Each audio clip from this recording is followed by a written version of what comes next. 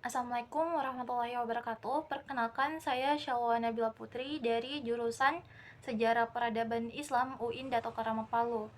Baiklah, saya akan sedikit meringkas isi makalah yang berjudul Perkembangan Islam di Cina, Korea, dan Jepang.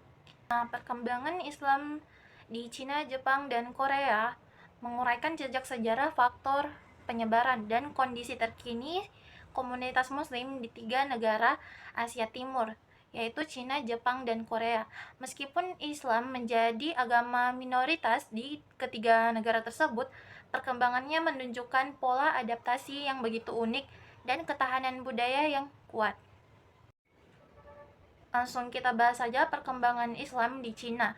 Awal mula Islam masuk ke Cina itu pada abad ke-7 Masehi pada masa dinasti Tang melalui jalur perdagangan dan diplomasi.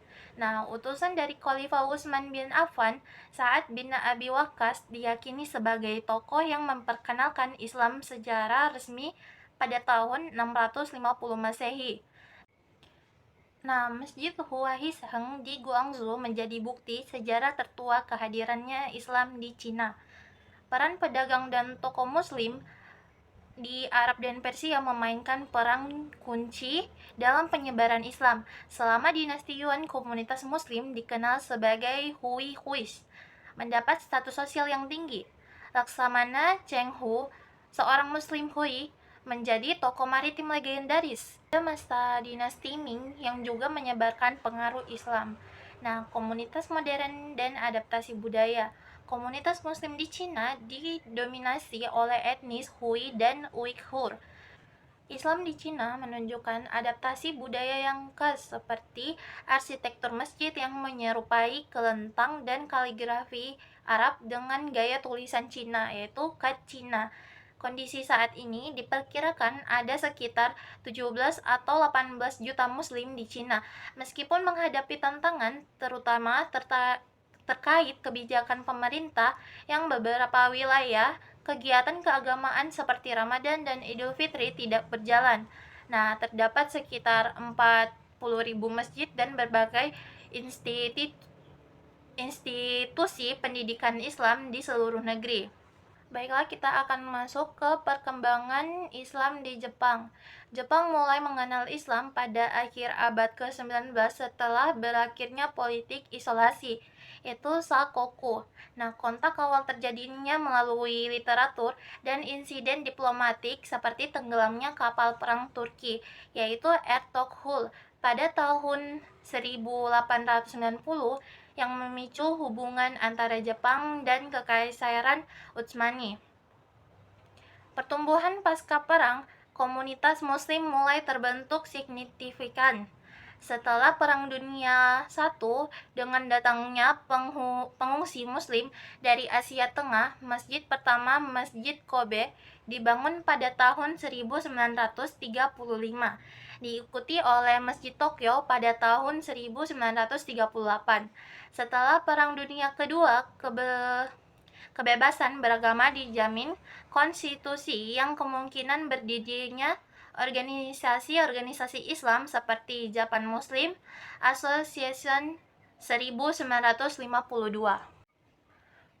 Komunitas dan tantangan komunitas Muslim di Jepang terdiri dari imigran dan warga lokal atau mualaf. Meskipun masyarakat Jepang dikenal toleran, tantangan utama yang dihadapi adalah keterbatasan fasilitas seperti masjid, sekolah Islam, dan makanan halal, serta minimnya pemahaman masyarakat umum tentang Islam. Ya, habis itu kita akan memasuki perkembangan Islam di Korea. Nah, Islam pertama kali tiba di Korea, yaitu tepatnya di Semenanjung Korea pada abad ke-9 melalui perdagangan Arab dan Persia. Namun pengaruhnya sempat menghilang selama berabad-abad akibat kebijakan isolasi dinasti Joseon. Kebangkitan pasca Perang Korea, Islam bangkit kembali secara signifikan setelah Perang Korea pada tahun 1950 sampai 1953. Berkat Perang Turki yang tergabung dalam pasukan PBB, mereka tidak hanya memberikan bantuan kemanusiaan, tetapi juga aktif berdakwah dan menunjukkan etika Islam yang sebenarnya. Nah, Islam juga menarik Islam juga menarik simpati warga lokal. Komunitas modern seperti komunitas muslim di Korea Selatan tumbuh dari para imigran, terutama pekerja dan mahasiswa, dan mualaf Korea. Korea Muslim Federation, yaitu KMF, didirikan pada tahun 1967 sebagai organisasi pusat. Masjid Pusat Seoul di Itaewon menjadi pusat kegiatan keislaman utama. Dakwah dilakukan melalui berbagai media, termasuk penerjemahan Al-Quran ke dalam bahasa Korea. Nah, makalah ini menyimpulkan bahwa Islam di Cina, Jepang, dan Korea, meskipun sebagai minoritas, telah menunjukkan kemampuan untuk bertahan dan beradaptasi dengan lingkungan sosial budaya yang sangat berbeda. Sejarah masuk dan perkembangannya Islam di setiap negara memiliki keunikan tersendiri yang dipengaruhi oleh faktor perdagangan. Nah, secara keseluruhan, makalah ini menyimpulkan bahwa Islam di Cina, Jepang, dan Korea, meskipun sebagai minoritas, telah menunjukkan kemampuan untuk bertahan dan beradaptasi dengan lingkungan sosial dan budaya yang sangat berbeda. Sejarah masuknya dan perkembangan Islam di setiap negara memiliki keunikan tersendiri yang dipengaruhi oleh faktor perdagangan, diplomasi, migrasi, dan peristiwa sejarah seperti perang. Sekian dari ringkasan singkat saya. Saya Shalwa Nabila Putri, izin pamit undur diri. Mohon maaf jika ada salah kata-kata. Wabillahi taufiq wal hidayah. Wassalamualaikum warahmatullahi wabarakatuh.